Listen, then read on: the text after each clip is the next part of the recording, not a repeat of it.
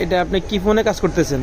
হচ্ছে S22 ultra, এটা হচ্ছে লাইটিং আইসি আর হচ্ছে সিপু প্রবলেম ছিল, এটা নিয়ে তারা অন্য জায়গায় কাজ করাইছে তো হয় না, তো আমি এটা রিসিভ করছি, রিসিভ করে কাজ করার পর এখন এটা সমস্যা ছিল কি কি?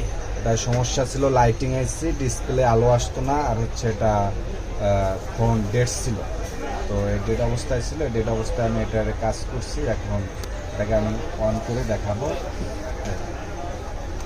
এটা কি এখন কমপ্লিট হয়েছে?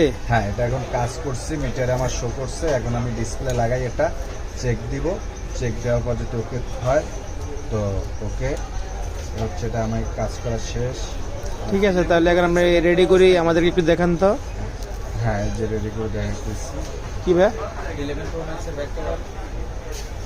কেমন আছেন ভাই? চার্জার আছে হবে এই মন? যেটা ওপেন হচ্ছে, মানে ওপেন হলে এই ভিডিওটা করে আছে 3 পিন চার্জার আচ্ছা, কি ফোন ইউজ করবেন?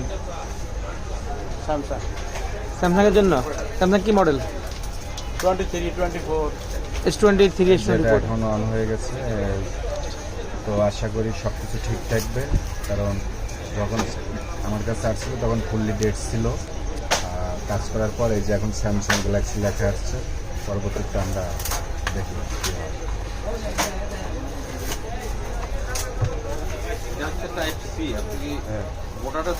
ইউএসবি নাই এটা? আমাদের এখন কাজ হয়ে গেছে প্রপারলি। মানিকগঞ্জ থেকে ভাই নিয়ে এসেছিল অথবা দুইটা থাকে। আলট্রা, তো কাজের সমাধান হয়ে গেছে ইনশাল্লাহ। ঠিক আছে। ঠিক আছে। হে গাইস, দেখেন আমাদের দোকান মোতার প্লাজা, ঢাকা হাতিরপুল, তৃতীয় তলায় 343 নম্বর দোকান। এই ফোনটা নিয়ে আসছে কাস্টমার মানিকগঞ্জ থেকে।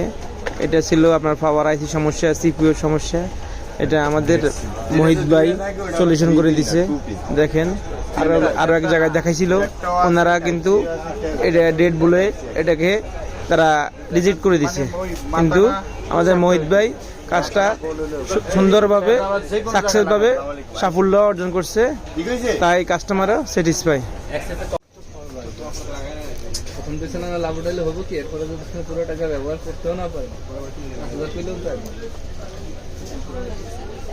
প্রথম দিচ্ছে আমি কট খেলে